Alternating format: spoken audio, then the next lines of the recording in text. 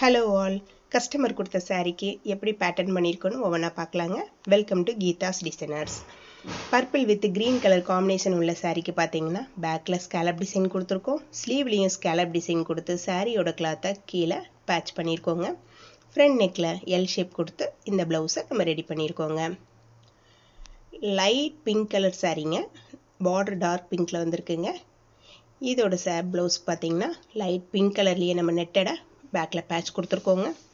ஸ்லீவுக்கு சென்டரில் பார்த்தீங்கன்னா அதே நெட்டடில் ஃப்ளீட்டட் கொடுத்து நம்ம ரெடி பண்ணியிருக்கோங்க.